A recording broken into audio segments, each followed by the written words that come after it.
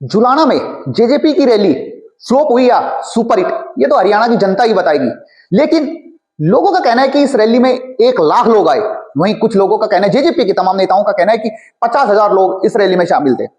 अब 1 लाख और 50,000 के बीच का अगर हम अनुमान लगाए तो लगभग 60-65 हजार लोग इस रैली में आए थे। अगर 60-65 हजार लोग भी इस रैली में पहुंचे हैं जुलाना में, तो ये जेजेपी के लिए एक बड़ी बात है। क्योंकि अभी विधानसभा जब चुनाव हुए थे तो जेजेपी को जुलाना विधानसभा सीट पर कुल लगभग 1200 या 1500 वोट मिले थे। दुष्यंत चौटाला का प्रयास है कि क्यों ना एक बार जेजेपी को फिर खड़ा किया जाए। और वो खड़ी कहां होगी, वो उनको मजबूत किन हलकों में किया जाएगा। उसके लिए जाटलैंड की वो सीटें तलाशी गई है जहां एक समय आईएनएलडी बेद मजबूत थी और 2019 में जेजेपी ने जीत दर्ज की। तो उनमें जुलाना भी एक है। जुलाना पुराने समय तक आईएनएल चौटाला की पार्टी इंडियन नेशनल लोकदल के साथ रहा था और 19 में जेजेपी ने यहां से जीत दर्ज की थी। हालांकि 24 के चुनाव में वो हार गए। अब दुष्यंत चौटाला को लगता है कि सबसे पहले हरियाणा में हम तब खड़े हो सकते हैं जब जाटलैंड में मजबूत हो, क्योंकि उनकी जो मजबूती है, उनकी स्ट्रेंथ है, वो जाटलैंड ही है।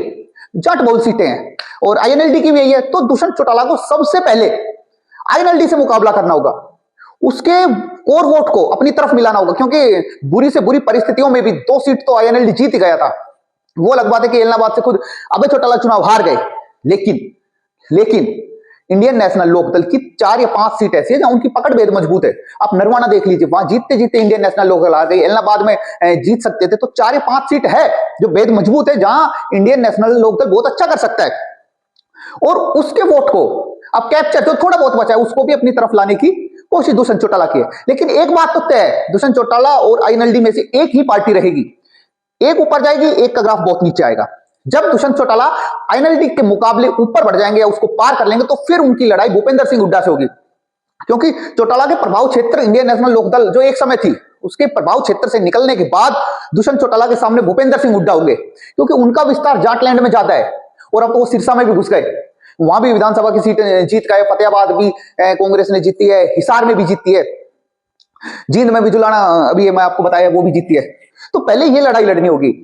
अगर वो भूपेंद्र सिंह हुड्डा को से आगे बढ़ते हैं तो फिर उनका मुकाबला बीजेपी से होगा। बीजेपी फिलहाल हरियाणा में वेट एंड वॉच की नीति अपनाए हुए।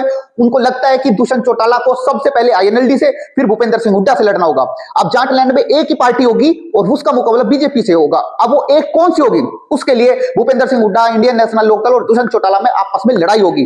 भाई हाथ पांव वाली लड़ाई नहीं, पॉलिटिकल लड़ाई होगी। इस पॉलिटिकल लड़ाई में जो आगे बढ़ेगा उसका मुकाबला बीजेपी से होगा। क्योंकि अगर दो जाटों की 2 पार्टी एक साथ आगे बढ़ती है तो बीजेपी के लिए चुनाव बेहद आसान हो जाएगा। हालांकि 2 चुनाव के बाद जाट समुदाय भी इस इंतजार में कि बीजेपी को हटाया जाए, लेकिन उसको हटाने के लिए उन्हें एक मजबूत पार्टी नजर नहीं आती। 2024 में भले ही वो भूपेंद्र सिंह हुड्डा के साथ मजबूती के साथ खड़े रहे और उसी का ही नतीजा था कि अभय चौटाला एलनाबाद से खुद भी चुनाव हार गए। हालांकि जेजेपी से तो जाट नाराज थे उस समय, क्योंकि उन्होंने बीजेपी के साथ अलायंस किया था। लेकिन अब परिस्थिति अब ऐसी नहीं है। जाटों को भी शायद समझ में आ गया कि ऐसे आप बीजेपी को नहीं हरा सकते, ऐसे जाट मुख्यमंत्री हरियाणा में नहीं बन सकता जैसे वो सोच रहे हैं। अब दोस्तों, इसमें सबसे बड़ी बात यह है कि भूपेंद्र सिंह हुड्डा, जिनकी आयु लगभग 80 साल होने वाली है, तो और 4 साल बाद विधानसभा चुनाव है, तो ऐसे में 80 प्लस हो जाएगी, तो क्या वो जाटों की लीडरशिप को आगे लेके जा सकते हैं? वो अपनी विरासत को अपने पुत्र दीपेंद्र हुड्डा को सौंपना चाहते हैं। लेकिन इसमें भी एक पेच फंसा हुआ, क्योंकि दीपेंद्र हुड्डा में वो बात नहीं जो भूपेंद्र सिंह हुड्डा में थी। अगर भूपेंद्र सिंह हुड्डा की विरासत को आगे बढ़ाएंगे तो उनको चारों तरफ से घेरने की पूरी तैयारी कांग्रेस के अंदर ही की जा चुकी है। अब आप देख लीजिए ना, ये सद्भाव यात्रा निकाली जा रही है। कुमारी सैलजा हो, रणदीप सुरजेवाला हो, कैप्टन अजय सिंह यादव हो, कुलदीप शर्मा हो, तमाम नेता शामिल हुए और सबका ये कहना है कि भाई असली कांग्रेस यही है जिसकी यात्रा है। जबकि भूपेंद्र सिंह हुड्डा गुट, जिसमें प्रदेश अध्यक्ष भी शामिल है, उनका कहना है कि ना ये कांग्रेस की आधिकारिक यात्रा नहीं है। जब कांग्रेस की आधिकारिक यात्रा होगी तो हमें बताया जाएगा। हालांकि इस यात्रा में या इस यात्रा को राहुल गांधी का भी समर्थन है, ऐसा बृजेंद्र सिंह का दावा है। उन्होंने खुले मंच में पर यह बात कही कि इस यात्रा को भूपेंद्र सिंह हुड्डा ने समर्थन दिया है और उनसे पूछकर ही यह यात्रा शुरू की गई है।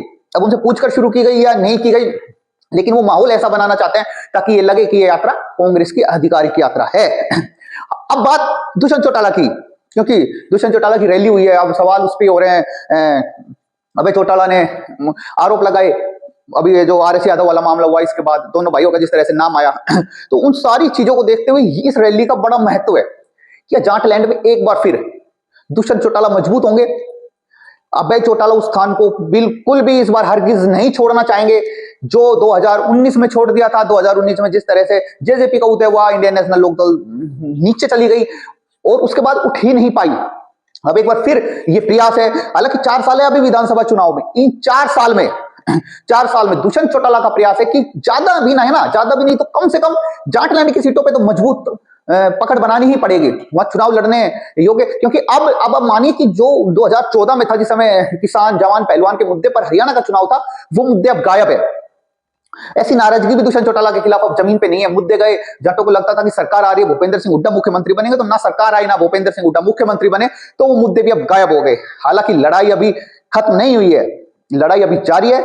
दीपेंद्र हुड्डा होंगे एक तरफ अभय चौटाला है, अजय चौटाला है, और अभय और अजय के जो बच्चे हैं उनकी पार्टी को आगे बढ़ा रहे हैं। वहीं दीपेंद्र हुड्डा के हाथ में कमान है कांग्रेस की, मान लीजिए कमान है, क्योंकि भूपेंद्र सिंह हुड्डा ने आधिकारिक रूप से दीपेंद्र हुड्डा को अपना उत्तराधिकारी बनाई दिया है। वो कह रहे हैं कि अब आप लीड करोगे, उनकी जो विरासत है। हालांकि उनके पास एक मजबूत वोट बैंक है, वो जाट समुदाय का ही वोट है। तो अब देखना होगा, जेजेपी अगर मजबूत होती है तो किसको नुकसान होगा। इतना तय है कि जेजेपी के, मैं फिर कह रहा हूं, इतना तय है, अगर जननायक जनता पार्टी हरियाणा में मजबूत होती है तो इंडियन नेशनल लोकदल कमजोर होगी, भूपेंद्र सिंह हुड्डा कमजोर होंगे। अगर जेजेपी कमजोर होती है तो भूपेंद्र सिंह हुड्डा मजबूत होंगे, अजय चौटाला कमजोर होते हैं तो भूपेंद्र सिंह हुड्डा मजबूत होंगे, अभय चौटाला कमजोर होते हैं तो भूपेंद्र सिंह हुड्डा मजबूत होंगे। अब इन तीनों में से कौन मजबूत होगा, इसकी लड़ाई है, क्योंकि बीजेपी इस गेम से बाहर है, उसका इस पॉलिटिक्स से कोई लेना देना नहीं है।